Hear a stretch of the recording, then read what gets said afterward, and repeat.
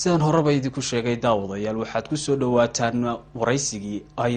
barnaamijka Ilays la yeeshay mid ka mid ah fanaaniinta Soomaaliyeed waa Maxamed Yuusufe oo aad ku maqli doontaan waraysi dhinacyo badan taabanaya iyo heesaba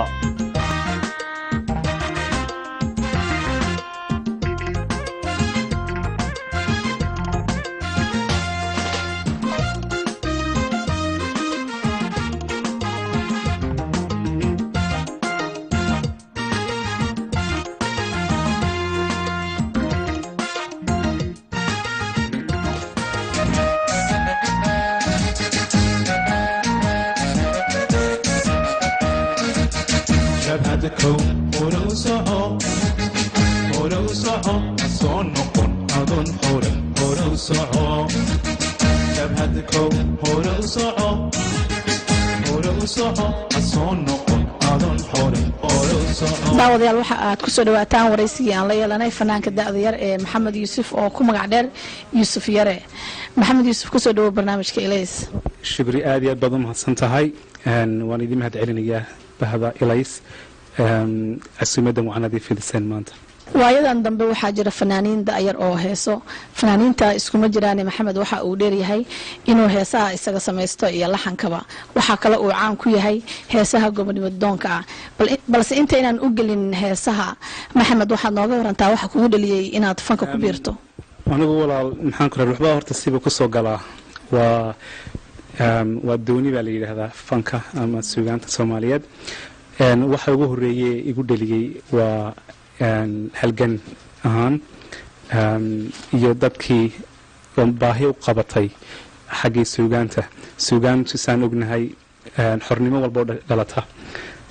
fankii suugaanta dee culayska ugu weyn siista badanaa saa marka baahida looga baxo ma garanaysa ayaan dee igu dhalisay waana maanta dee waatii nebigu yidhi haddaad dagaalami weydaan niyada ka naca dadka afka ka naca marka ninba meeshuu ka dagaalamayay maana kala qabsaday walaal Maxamed ma jira qof ah isleedahay aleelahay qofka ayaa kugu dhaliyay inaad heesto ama aad fanka ku soo biirto horta ruux waliba waxaa jira ruux macallin ahaan oo dee eegto ka helo naqshada uu heesayo ama heesaha ruuxa caan ku yahay anigu hal ruux kaliya maaha laakiin se mar haddaan kaaga soo qabto saada cali warsame xagga dumarka waa ruux heesa wadaniya ku caana waa ruux wadanimada aad iyo aad maaragta ugu jajaban ugu furan marka ayada ayaa xagga dumarka xagga ragga haddii la eego rag waa badan yihiin laakiin subxaana macallin ahaan dee ruux wali macallin buu leeyahay abwaanka weyn kabaniistaha xudaydi ayaa hormood xagga ayaga ah Maxamed qofka markuu rabo inuu fanka ku soo biiro wadamadan waxaa jira urur ama dawlad dadka tababar siiso ma jiraan fanaaniinta Soomaaliyeed markay rabaan inay fanka ku soo biiraan ururo noocaas oo kala ama wax yaa maaragtay fanka yaa gacan ka siiyo dawlad la'aanta darteed wax jira maanta oo si dhab ah ama organization ma jiro inkastoo dee music ama xagga magaranaysa heesaha markii la yiraahdo the international meel baa tagi karay sidoo de college ka laga bartay meel laga baran karaya laakiin se waxaa maanta nasiib wanaag aniga ahaan de macallimiinta hore wax laga bartaa marka macallimiinta dadku badanaa tababar ahaan u raadsadaan dhaqankii Soomaalida magaranaysa music isku mid maaha ka western for example maaha marka xaggaas laga raadiyaa ani ahaan shakhsiyan markii la yiraahdo abwaanka weyn xudaydi ayaa xagga farsamaan ka bartay laakiin se ruuxii doonaya dhalinta imika soo kacaysa ee doonaya ma garanaysa inuu xoogiyo oo dee wadada inuu mara doonaya waa dhaqankii ruux wata ama hore ugu magac dheeraa ama dee lagu yaqaano ruuxaasaa lagu xidhaa Maxamed waxaad nooga warantaa heestii kuugu horeysay ee aad qaaday iyo sidii aad ku bilowday heestii ugu horeysay waxaa la yidhaahdaa dabshid baa la yidhaahdaa inkastoo magacyo badan leedahay waa hees gobonimo doon bay ahayd soddonkay dhinayd June 3 erayo ka mid lahayd heestaas anigii ugu horeysay Maxamed heesaha qaar adiga samaystay kuwa lagu sameeyay bal heesahaas wax nooga sheeg bal heesuhu horta aad iyo aad bay u badan yihiin inkastoo muddo yaraan ku jiray haddana aad iyo aad bay u badan yihiin badanaa heesahan anigu sameeyey boqolkiiba 90 haddaan idhaahdo waa wadani sida heestan iminkaan kuu sheegayay dabshidka calanka heesta calanka anaa sameeyey wixii dhiig loo kaca anaa sameeyey jabhadka hore u soco anaa sameeyey isma dhiibin heesta liida anaa sameeyey laxanka qaaranaa saare qaar abwaan ka daadayar suldaan ibraahim cali shire sameeyey heesahan dambe albankii ugu dambeeyey halyeyga la yidhaahdo ku jiray badanaa waxaas kale suldaan ibraahim cali shire oo wada wadaniya sida halyeyada wayaanaha ogaabeyni waa dalkaagii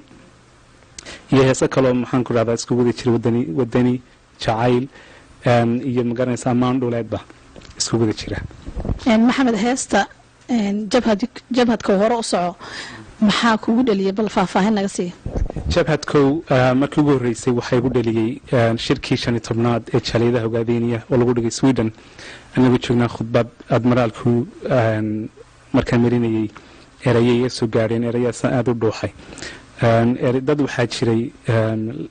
sidoo dhiibayeen marka hadal uu yidhi ayaan ka tixraaco ahayd soo noqon mayno jabhad soo noqonaysa hore soconaysaa marka waa jabhadka hore u soco ha soo noqonadan horeyn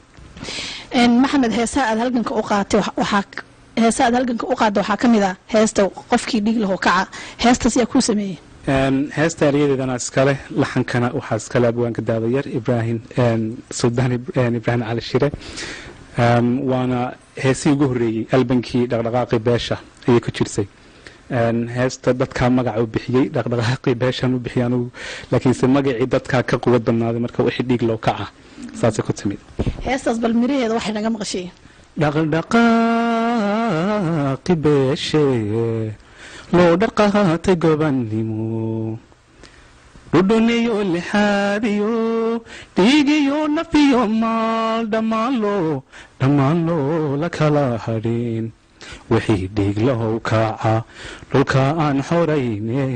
wixii dhiig lahow kaaca aan dhidibna calankee halgan waa ma dhaafaan halgan waa ma dhaafaan dabcan suldaanna waa abwaan da'yar daawadayaal haddana kusoo dhawaada heestii wixii dhiig lahow kaaca